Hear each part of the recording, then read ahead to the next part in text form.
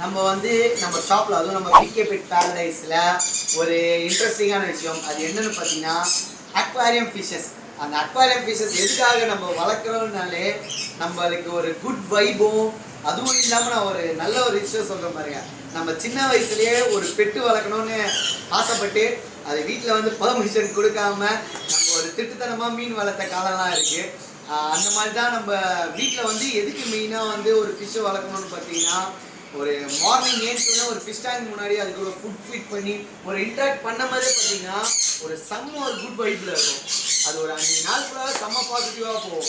நம்ம வீட்டில் வந்து ஒரு ஃபிஷ் டேங்க் செட் பண்ணுறதே பார்த்தீங்கன்னா ஒரு நல்ல ஒரு பாசிட்டிவ் வைப்பு எனர்ஜி க்ரியேட் பண்ணுறதுக்காக தான். அதுவும் இல்லாமல் நல்ல ஒரு கலர்ஃபுல்லாகவும் ரொம்ப அட்ராக்டிவாகவும் செம்ம சூப்பராக இருக்கும். மீனை பார்த்தீங்கன்னாலே அது நம்மகிட்ட பேசுறதுனாலும் அதுங்க பார்க்குறப்பவே நம்மளுக்கு குட்டிட்டு போனா அவ்வளோ நிம்மதியாக இருக்கும். நம்மகிட்ட பார்த்தீங்கன்னா அதுவும் நம்ம பிகே பெட் பாரடைஸில் ஏகப்பட்ட ஃபிஷ் கலெக்ஷன் இருக்குங்க. அது வந்து ஸ்மால் வெரைட்டிலேருந்து ஹை ரேஞ்ச் வரைக்கும் இருக்குது.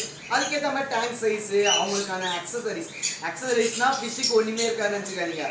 அது ஆக்சிஜன் மோட்டர்லேருந்து லைட்ஸு, டாய்ஸு, உள்ள ஸ்டோன்ஸு, நிறைய டிஃப்ரெண்ட் நிறைய இருக்குது நம்மகிட்ட. நீங்கள் மோர் டீட்டெயில்ஸ்க்கு பிகே பெட் பாரடைஸ் சர்ச் பண்ணுங்கள். அதுவும் ஒரு நல்ல ஒரு வைபில் வந்து வீட்டில் வந்து ஒரு ஃபிஷ் டேங்கை செட் பண்ணுங்கள், செம்மையாக இருக்கும்.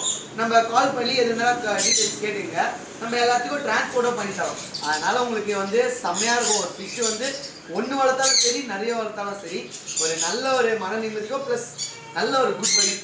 என்ன கேட்டிங்கன்னா அது கூட செம்மையாக ப்ளேவே பண்ணலாம். அந்த மாதிரி ஃபிஷ்ஷஸ்லாம் இருக்குது. மோர் டீட்டெயில் கான்டாக்ட் பண்ணுங்கள்.